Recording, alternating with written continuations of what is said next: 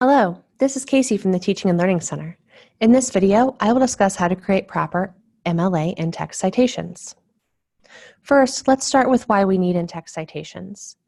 In-text citations help your reader know what work you're referencing in your essay, and also, using them helps you to avoid plagiarism. For every idea, quote, or piece of information you include that is not your own, you need to provide an in-text citation. And that citation needs to correspond with the first word or a few words in your works cited page. Here's an example of an in-text citation for a source with an author. The citation appears in parentheses and contains the last name of the author and the page number the quote can be found. The in-text citation corresponds to the first word of the source entry on the works cited page. If you introduce a source using the author's name or the source title if there is no author, you do not need to include the name in your parenthetical citation as well. You can include just the page number. So, what do you do if you're creating an in-text citation for a source without page numbers? Many electronic sources don't have page numbers, so just include the information you have and skip the page numbers. For example, if you have the author's last name, just include the author's last name in the parenthetical citation. Including indirect sources within your essay can be a tricky business. If you would like to use a source that was quoted within another source, MLA recommends you try to find that original source and cite the original. If that's not possible, however, ensure it's clear who you are quoting or paraphrasing, and in the in-text citation, precede the source author's name and page numbers with QTD period in, so it's clear that the original author was quoted within another source. It doesn't happen often, but if you're citing two sources within the same sentence or paragraph, you should include the in-text citation information for both sources and separate them by a semicolon. In the example here, we have parentheses Burke 3, semicolon, Dewey 21, end parentheses, period.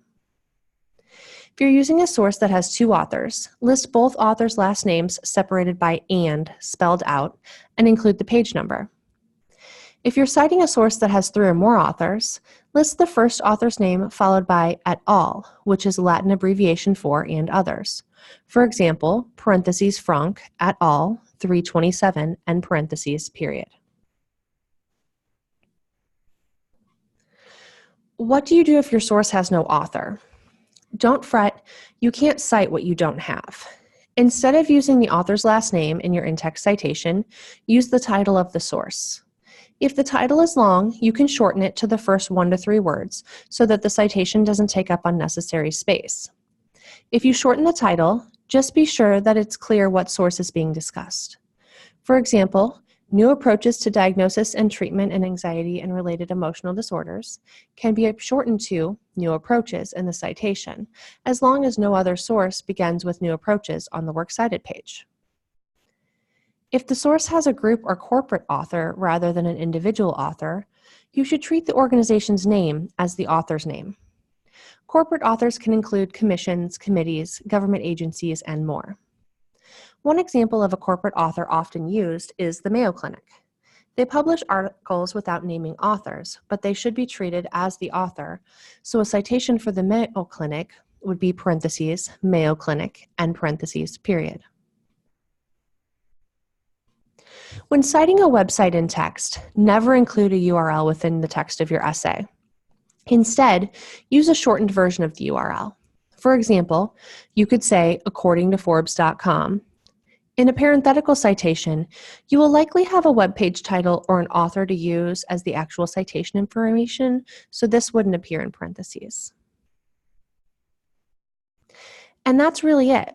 If you need help creating your in-text citations, you can go to the Purdue OWL and look for the page titled MLA in-text citations, the basics, under the MLA formatting and style guide. Or you can always ask your instructor or drop in and make an appointment with a writing consultant. All of us are happy to help you at any time. Thanks for watching.